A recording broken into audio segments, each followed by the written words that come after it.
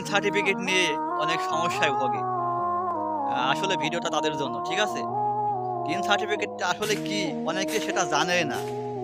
Tin সার্টিফিকেটটা আপনার অনেক গুরুত্বপূর্ণ একটা জিনিস। আপনি Facebook বলেন আর YouTube বলেন, আপনি যেখানেই আর্ন করতে চান, আপনার টিন সার্টিফিকেট থাকা বাধ্যতামূলক, ঠিক আছে? মাস্ট বি, মানে লাগবেই। আর অনেকে আবার টিন সার্টিফিকেট নিয়ে অনেক ভয়ে থাকে, ঠিক আছে? যে টিন সার্টিফিকেট বানালাম, এটা তো বছরে, বছরে ট্যাক্স দেয়া লাগবে, সরকারের খাতায় জমা দেয়া লাগবে। ট্যাক্স না দিলে হয়তো পুলিশে ঝামেলা করবে।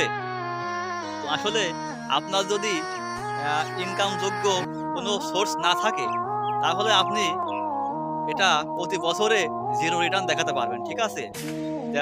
দ্যাট মিনস আপনি যদি ৳৩,০০,০০০ বেশি ইনকাম না থাকে, তাহলে আপনাকে কোনো ট্যাক্স দেওয়া লাগবে না। সেক্ষেত্রে আপনি 0 রিটার্ন দেখাতে পারবেন। আর আপনি যদি Facebook বা YouTube এ টিন সার্টিফিকেট অ্যাডজাস্ট করেন, তাহলে কিন্তু আপনার যদি ইনকাম থাকে, তাহলে ওখান থেকে অটোমেটিক্যালি আপনার আ ট্যাক্স কেটে নেবে। সেক্ষেত্রে আপনাকে আর এক্সট্রা ট্যাক্স দেওয়া লাগবে না বা পুলিশে কোনো ঝামেলা হবে না। ঠিক আছে?